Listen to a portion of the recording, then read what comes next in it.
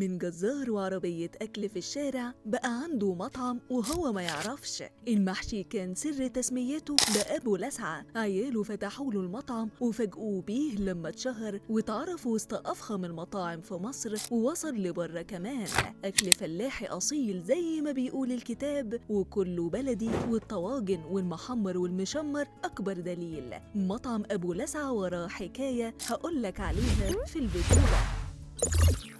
لوجو المطعم صورة راجل لابس الجلابية البلدي والشال على كتفه والطاقية على راسه، وهنا السر. أخين هما اللي فتحوا مطعم أبو لسعة لأبوهم من وراه وما كانش يعرف أي حاجة عنه، وكان نفسهم والدتهم تكون موجودة علشان تشاركهم اللحظات دي. أمهم فرقت الحياة وهما واحد فيهم 9 سنين والتاني 12 سنة. أبوهم كان بيحلم طول عمره يفتح المطعم ده. بعد رحيل والدتهم ب5 سنين كان الحل الوحيد انه يتجوز علشان حد يشاركه في تربيتهم، ولكن ابوهم رفض وكرس حياته ليهم وبقى يتعلم الطبخ ويأكلهم من ايده، وكان ليهم الام والاب وده من حبه في زوجته. فكان الوقت اللي بيقضيه في المطبخ كأنها معاه. اتعلم الاكل من امهم اللي كانت محترفة فيه ومحدش في بلدهم مدقش اكلها وانبهر.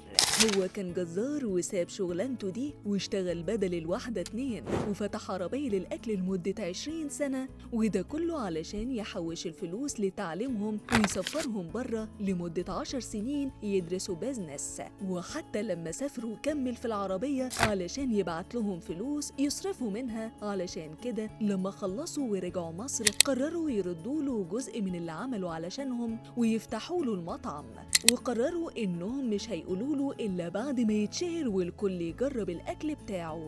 أبوهم كان شايف إنه مستحيل يقدر يفتح مطعم وكان خايف من الخطوة دي علشان محتاج شيفات وستاف كبير وكل حاجة مختلفة تماما عن شغله على العربية. لكن أولاده حققوا اللي كان شايفه مستحيل ومش متخيلين رد فعله لما يعرف إن له مطعم وباسمه ومشهور كمان. قصتهم وصلت لبره مصر كمان وبقى يجيله أجانب ويجربوا أكله ومنبهرين بالأصناف والكميات اللي بتتحط قدامهم. ولكن ده مش كفاية بالنسبة لهم، هم عايزين يوم ما يفاجئوا أبوهم يكون المطعم اتشهر أكتر ومليان ناس من كل حتة وكل مصر تجرب أكله ووصفاته اللي بنفسه الحلو. الحاج أبو لسعة مش ملسوع ولا حاجة، ولكن ده لقب خده بعد رحيل زوجته والمحشي كان السبب.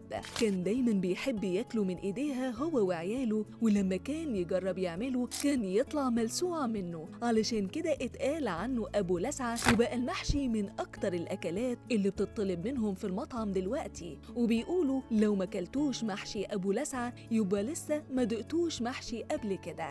أبوهم عرف بالمطعم طاير من الفرحة، بس هو على قديمه وملهوش في الشهرة والظهور، علشان كده رافض يظهر خالص. حتى كمان أولاده محدش ظهر خالص فيه على السوشيال ميديا، وده لأن الهم الوحيد ليهم نجاح المطعم وشهرته مش شهرتهم هم، وكل اللي بيسعوا ليه إن الكل يدوق نفس أبو لسعة في الأكل.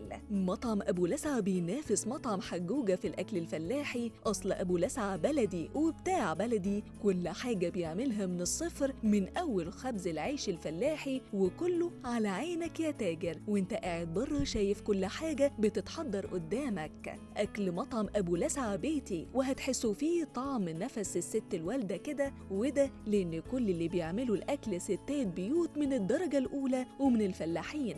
فلو ملكش في الحمام الحقيقي هو عملوا الحمام الكذاب، وطبعا ده مش بيتعمل إلا في البيت وبس. عنوان مطعم أبو لسعة بمدينة نصر، تيفاني سكوير مول، تقاطع يوسف عباس مع شارع الطيران أمام مركز الأزهر للمؤتمرات، وبيوصلوا لأي مكان. جربتوه ولا لسه؟